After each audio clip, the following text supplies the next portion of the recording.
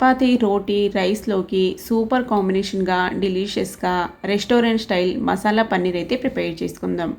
Taste అయితే చాలా బాగుంటుందండి. ఈజీగా చాలా సింపుల్గా ప్రిపేర్ చేసుకోవచ్చు.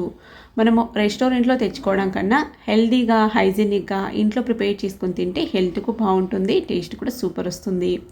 దీనికోసం ఉల్లిపాయ, టొమాటోని అయితే కట్ చేసి పెట్టుకోవాలి. తర్వాత పన్నీర్ని అయితే క్యూబ్స్ లాగా కట్ చేసుకోవాలి. ఈ పన్నీర్ వచ్చేసి నేను బయట కొన్నది కాదు, ఇంట్లో ప్రిపేర్ చేసుకున్నదండి. హోమ్మేడ్ పన్నీరు. కావాలంటే కామెంట్ చేయండి, నేనైతే వీడియో లింక్ ఇస్తాను. ఈ విధంగా కట్ చేసుకున్న తర్వాత పొయ్యి మీద కడాయి పెట్టుకొని ఆయిల్ వేసేసుకొని అందులో పసుపు, ఉప్పు, రెడ్ చిల్లీ పౌడర్ వేసుకొని కట్ చేసుకున్న పన్నీర్ క్యూబ్స్ని కూడా వేసేసుకొని ఫ్రై చేసుకోవాలి. ఈ మసాలా మొత్తం పన్నీర్కి బాగా పట్టేలాగా మిక్స్ చేసుకొని ఒక 2-3 నిమిషాలండి. పన్నీర్ అనేది తొందరగా సాఫ్ట్గా మగ్గిపోతుంది. ఈ విధంగా సాఫ్ట్గా వచ్చిన తర్వాత తీసేసుకోవాలి. అదే కడాయిలోకి ఉల్లిపాయలు వేసేసుకొని 1 నిమిషం పాటు ఫ్రై చేసుకొని ఒక 5-6 జీడిపప్పులు, ఒక టొమాటోని కూడా ముక్కలుగా కట్ చేసి వేసేసుకోవాలి.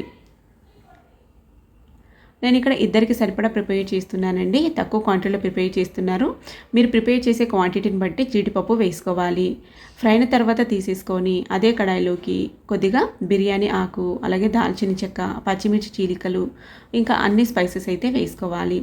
అన్ని స్పైసెస్ వేసుకొని ఆయిల్లో బాగా ఫ్రై అయిన తర్వాత మిక్సీ పట్టుకున్న మసాలాను అయితే వేసేసుకోవాలి. ఈ మసాలా మొత్తానికి ఈ ఆయిల్లో కొద్దిసేపు బాగా ఉడికించుకోవాలి. చూడండి, ఈ విధంగా బాగా మిక్స్ చేసుకొని మనకి ఆయిల్ అనేది సపరేట్ అవుతూ వస్తుంటుంది. అప్పటిదాకా ఫ్రై చేసుకొని ఇందులోకి ఫ్రై చేసుకున్న ఈ పన్నీర్ క్యూబ్స్ని అయితే వేసేసుకోవాలి. నీళ్ళనైతే ఎక్కువ వేసుకోకండి, కన్సిస్టెన్సీ చూసుకొని వేసుకోండి. ఫైనల్గా కరివేపాకుతో కానీ కొత్తిమీర తురుముతో కానీ గార్నిష్ చేసుకుంటే సూపర్ టేస్టీగా డెలీషియస్గా రెస్టారెంట్ స్టైలు మసాలా పన్నీర్ అయితే రెడీ అయిపోయింది. రాగి రోటీ కాంబినేషన్కి నైట్ డిన్నర్కి స్పెషల్గా అయితే ప్రిపేర్ చేస్తానండి. టేస్ట్ అయితే చాలా బాగుంటుంది. నచ్చినట్లయితే ఒక్కసారి మీరు కూడా ట్రై చేసి చూడండి. మరి రెసిపీ ఎలా అనిపించిందో కూడా కామెంట్ చేయండి.